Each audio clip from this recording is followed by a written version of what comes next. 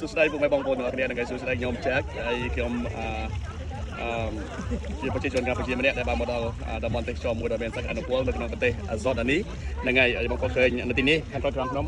គឺពិតជាសរសើរមែនទែនបាទនេះគឺជាកន្លែងមួយដែលទាក់ទាញជាទេសចរដ៏សំខាន់នៅក្នុងប្រទេសអាហ្សូតអានីហើយនេះក៏ជាលើកទី1របស់ខ្ញុំបានមកដល់ទីនេះហើយអ្វីសំខាន់គឺខ្ញុំចង់បង្ហាញពុកបងប្អូនទាំងអស់ពីតំបន់នេះមុននឹងខ្ញុំបង្ហាញខ្ញុំចង់ណែនាំពុកម៉ែបងប្អូនទាំងអស់គ្នាឲ្យទៅជួប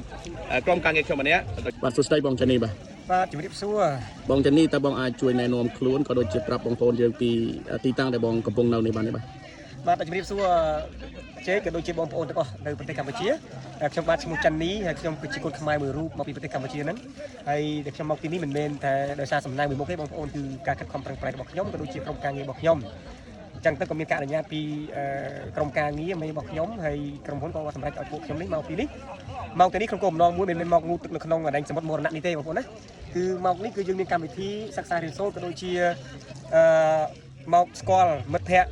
ិក្រុមការងារដែលមកពីប្រទេសផ្សេងគ្នាចង់ប្រាប់បងប្អូនថាឥឡូវនេះខ្ញុំកំពុងតែនៅសមុទ្រមរណៈនៅប្រទេសសុកដានីបាទឬក៏ហៅថា Jordan ហើយចង់ប្រាប់បងប្អូនមួយទៀតណាសមុទ្រនេះគឺទឹកវាមានរសជាតិប្រៃ10 ដងបើប្រៀបធៀបទៅនឹងសមុទ្រដទៃទៀតបងប្អូនណាខាងក្រៅនេះសិតតែអំបិលបងប្អូនណាសិតអំបិលទាំងអស់បងប្អូនគេដុំនេះហ៎ដុំនេះគឺជាដុំអំបិលទាំងអស់បងប្អូនបាទអំបិលទាំងអស់ហើយមួយទៀតចង់ប្រាប់បងប្អូនដែរថានៅខាងមុខខ្ញុំនោះពាក់កណ្ដាលសមុទ្រទៅខាងនោះគឺជាប្រទេសអ៊ីស្រាអែលហើយខាងនេះជាប្រទេសសុកដានីបាទចែកខណ្ឌសមុទ្រមួយជំហានម្នាក់បងប្អូនណាហើយមួយវិញទៀតមុននឹងគេឲ្យយើងចុះមកទឹកសមុទ្រនេះគឺគេឲ្យយើងលាងខ្លួនសិនបន្ទាប់ពីលាងខ្លួនហើយយើងត្រូវយកថុកមកលាបនឹងខ្លួននេះយើងលាបថុកលើនឹងខ្លួនហើយគឺយើងត្រូវរងចាំយ៉ាងហោចណាស់10នាទីមុននឹងយើងចុះទៅក្នុងទឹកសមុទ្រនេះទឹកសមុទ្រនេះមានលក្ខណៈពិសេសមួយទៀតគឺថាទោះបីយើងអត់ចេះហែលក៏យើងទម្លាក់ខ្លួនទៅវាអណ្ដែតណាវាអណ្ដែតបន្តិចទៀតខ្ញុំចុះទៅមិញដើម្បីអណ្ដែតខ្លួនរបស់ខ្ញុំបាទវាដូចជាជែកគាត់បានលើកឡើងអញ្ចឹងថាវាជាសំណាងមួយធំធេងណាស់ដែលមិនមែនតែអ្នកគ្រប់គ្នានឹងអាចមកទីនេះបានទេអញ្ចឹងក៏វាជាសំណាងជាការកាត់ទោសប្រែងដែលពួកខ្ញុំមកដល់ទីនេះបាទអរគុណច្រើនបាទបងអរគុណសម្រាប់ការចែកម្លែកពីទីនេះក៏ដូចជាការណែនាំខ្លួនរបស់បងអ្វីសំខាន់ដែលខ្ញុំចង់ដឹងក៏ដូចជាបងប្អូនចង់ដឹងតើបងអាចចែកម្លែកបានទេពីផលប្រយោជន៍នៃការលាបភក់នៅទីនេះបាទនៅក្នុងសមុទ្រមរណៈនៅទីនេះបាទតកតងទៅនឹងការលាបភក់នៅទីនេះដោយសារតែគេជឿជាក់ថាធ្វើឲ្យស្បែកយើងវាទន់អញ្ចឹងណាមួយទៀតដោយសារតែនៅតំបន់នេះពេលថ្មើរនឹងក្តៅបងប្អូនតែល្ងាចឡើងត្រជាក់ព្រឹកឡើងក៏ត្រជាក់ដែរក្តៅហើយអញ្ចឹងទៅគេជិះលាបភក់ដើម្បីពេលយើងចុះទៅនោះធ្វើឲ្យស្បែកយើងវាទន់ការពិតការលាបភក់នេះនៅប្រទេសវៀតណាមក៏មានដែរប៉ុន្តែគាត់ថាវាមានជាលក្ខណៈសមុទ្របែបនេះទេបាទហើយបើយើងនិយាយទៅប្រទេសនេះ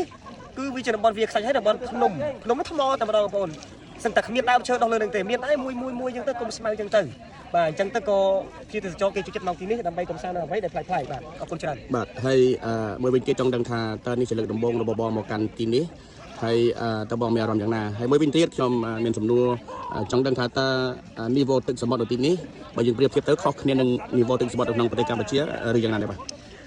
អរគុណច្រើនសម្រាប់សំណួរនេះបាទចង់និយាយបន្តិចថាឥឡូវនេះខ្ញុំលាបភក់កាហាយជាខ្លួនបាត់ហើយបាទដោយសារវារសជាតិអំបិលណាបាទពងតែកាហាយនេះចង់និយាយអញ្ចេះទីនេះបើយើងនិយាយទៅជាបាតសមុទ្រដែលវាទាបជាងគេបើយើងនិយាយពីនីវ៉ូទឹកសមុទ្រដូចជា400 ម៉ែត្រដែលខុសគ្នាពីសមុទ្រដទៃទៀតបាទអញ្ចឹងវាខុសគ្នាបាទវាខុសគ្នាពីសមុទ្រដទៃទៀតបាទតើនេះជាលើកទី1សម្រាប់បងឬក៏លើកទី2ឬក៏យ៉ាងម៉េចដែរបាទអូបាទហ្នឹងហើយភ្លេចឆ្លាច់មួយនេះជាលើកទី1របស់ខ្ញុំបាទកាលពី2ឆ្នាំមុនខ្ញុំបានទៅប្រទេសពេរូដោយជិះជាង30ម៉ោងទៅដល់ទីនោះហើយនេះជាលើកទី2របស់ខ្ញុំប៉ុន្តែមិនមែនមកទីនេះ2ដងទេគឺនេះជាលើកទី1របស់ខ្ញុំដែលមកកាន់ប្រទេសនេះបាទអរគុណហើយចំនួនចុងក្រោយចង់ដឹងថាតើបងនៅទីនេះរយៈពេលប្រហែលថ្ងៃកន្លងមកហើយឃើញថាប្រជាជនកន្លែងទេសចរក៏ដូចជាអាហារនៅទីនេះយ៉ាងម៉េចដែរបាទដើម្បីចែកម្លែកទៅបងប្អូនដែលគាត់ចង់មកលេងទីនេះបាទខ្ញុំជិះកំហុសពីស្រុកយើងមកថ្ងៃទី24បាទអញ្ចឹងមកដល់នេះវាថ្ងៃទី30វាក្បែរតែ1សប្តាហ៍ហើយអញ្ចឹងអ្វីដែលមកទីនេះធម្មតាទេយើងមកឃើញអ្វីដែលប្លែកមានការផ្ទះផ្អើលបើទោះបីជាគេភ្នំគេមានដើមមានឈើអីចឹងនេះប៉ុន្តែវាជាចំណាប់អារម្មណ៍មួយធ្វើឲ្យយើងគិតថាអូវាខុសប្លែកនេះយ៉ាងម៉េចហើយមួយទៀតបើទោះបីជាបែបនេះមែនប៉ុន្តែនៅតែមានទេសចរមកដដែលបាទវាធ្វើឲ្យខ្ញុំរំភើបធ្វើឲ្យខ្ញុំចាប់នៅរូបភាពផ្សេងដែលខ្ញុំធ្វើដំណើរពីមួយកន្លែងទៅមួយកន្លែងខ្ញុំអាចយកអ្វីដែលខ្ញុំបានឃើញបានដឹងនេះទៅចែកចាយបងប្អូនយើងនៅស្រុកខ្មែរដែរបាទអរគុណច្រើនអរគុណសម្រាប់ចែកម្លែកនៃព័ត៌មាននៅព័ត៌មានទាំងអស់នេះបងជាចុងក្រោយដើម្បីអរគុណដល់បងប្អូនដែលទស្សនាវីដេអូនេះក៏ដូចជាសូមបងបញ្ចេញចំណាប់អារម្មណ៍ពីការណែនាំឬក៏ចង់ឲ្យបងប្អូនមកលេងទីនេះទេបាទអរគុណច្រើននៅសំណួរចុងក្រោយនេះខ្ញុំគិតថា បើសិនជាអាចទៅរួចបងប្អូនមានលទ្ធភាពទេណាបងប្អូនអាចធ្វើដំណើរមកលេងទីនេះបានបាទនេះបានដោយការជិះយន្តហោះបាទប៉ុន្តែចង់បញ្ជាក់ប្រាប់បងប្អូនចេះមានតែរឿងមួយដែលយើងពិបាកបងប្អូនតាក់ទងទៅនឹងការធ្វើវីសាទិដ្ឋាការកន្លែងនេះវាមានលក្ខណៈវាស្មុគស្មាញបន្តិចបាទតែបើសិនជាបងប្អូនគិតថាមានលទ្ធភាពអាចស្គាល់ក្រុមហ៊ុនណាមួយដែលអាចមកបានខ្ញុំលើកចិត្តបងប្អូនមកណា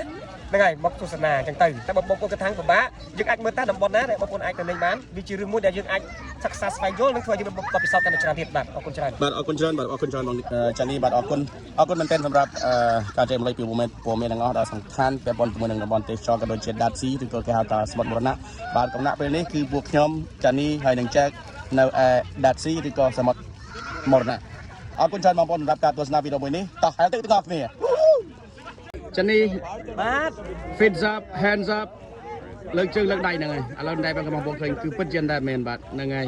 បងប្អូននេះមិនមែនជាការសម្ដែងទេបងប្អូនគឺខ្ញុំលើកដៃលើកជើងមែនហើយក្នុងខ្ញុំអត់ប៉ះដល់ដីទេហ្នឹងហើយបាទនេះគឺជា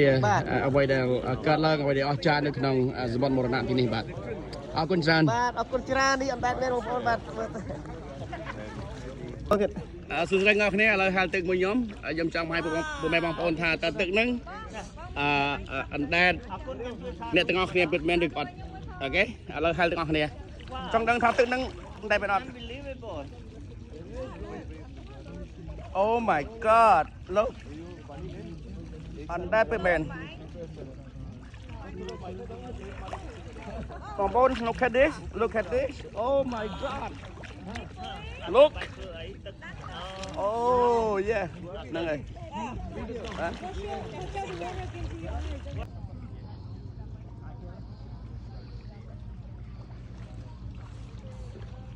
ណាយកទុំជាជីមកនេះទុំ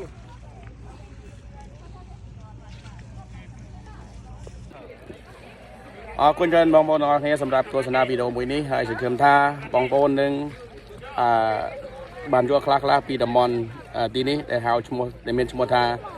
សមុទ្រមរណៈជាភាសាអង់គ្លេសគេហៅថា The Dead Sea ហ្នឹងហើយបើសិនបងប្អូនមានលទ្ធភាពសូមធ្វើដំណើរមកទស្សនានៅទីនេះហើយខ្ញុំជឿជាក់ថាបងប្អូននឹងទទួលបាននៅបទពិសោធន៍ថ្មីពីការដើរលេងកម្សាន្តនៅប្រទេសនានាក៏ដូចជាស្វែងយល់ពីវប្បធម៌រាជធម៌ក៏ដូចជាប្រជាជននៅទីនេះផងដែរបាទអរគុណច្រើនសុខសប្បាយនិងជូនពរឲ្យប្រូស៊ីមានបានទាំងអស់គ្នាបាយបាយ Cheers